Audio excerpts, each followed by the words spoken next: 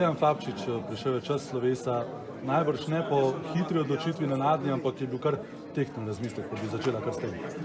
Ja, o tem sem dolgo razmišljal.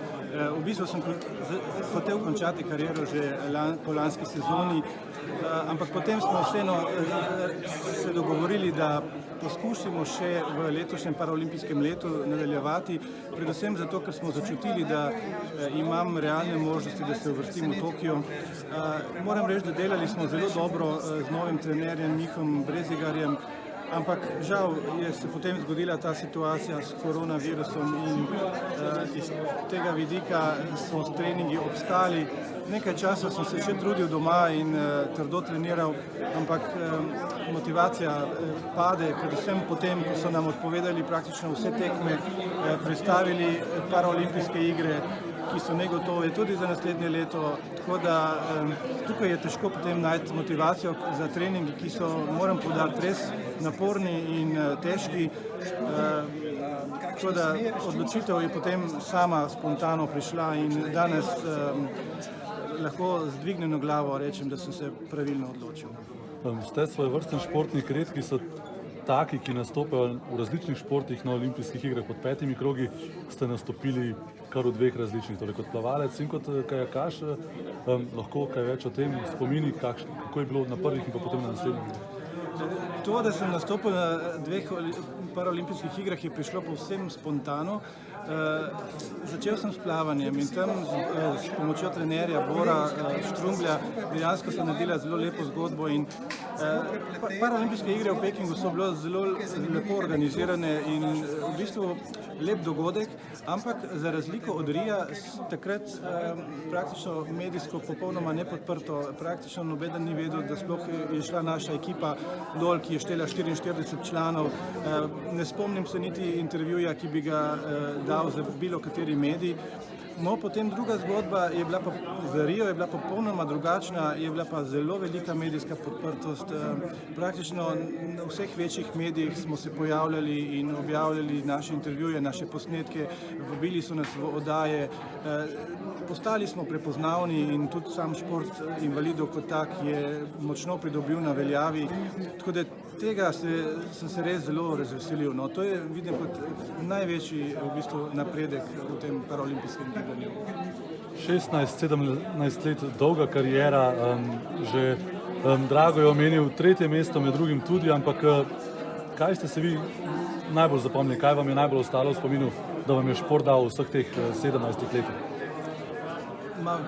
Ogromno je spominov, težko bi zdaj enega izpostavil. Res oba dogodka na paraolimpijskih igrah so čustveno tako nabita z emocijami, energijo, da takih stvari nikoli ne pozabiš.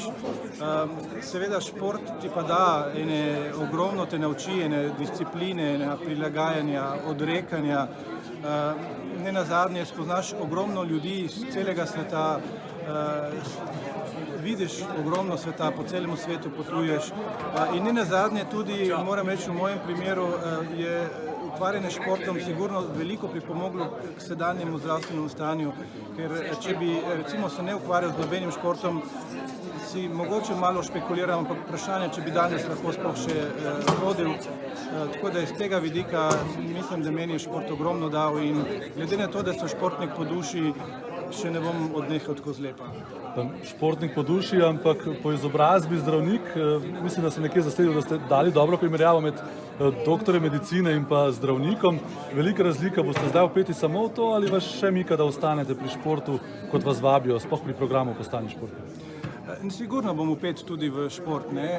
Čeprav je poklicna kariera zdravnika zahteva kar veliko energije in celega človeka, tako kot ste omenil, jaz sem zdravnik po duši in zato ta beseda zdravnik, medtem ko tisti, ki konča medicinsko fakulteto, je pa doktor medicine in jaz sebe imam za zdravnika. Tako da seveda ostal bom v medicini, rad delam s pacienti, to me veseli, ostal bom pa tudi v športu, zdaj zaenkrat na rekreativni ravni. Imam še kar nekaj športov oziroma adutov v rokavu, s katerimi se rad ukvarjam.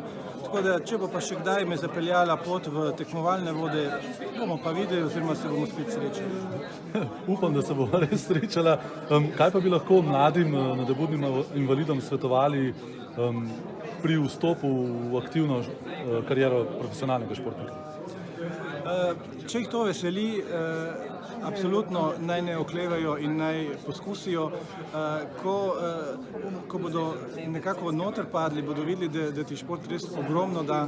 Seveda so lepi, so tudi malo manj lepi trenutki, veliko je odrekanja, veliko je treninga, veliko je potrebno garati za to, da si športnik na vrhunskem nivoju. Tudi v športu invalidov žal je zdaj tako postalo v zadnjih letih.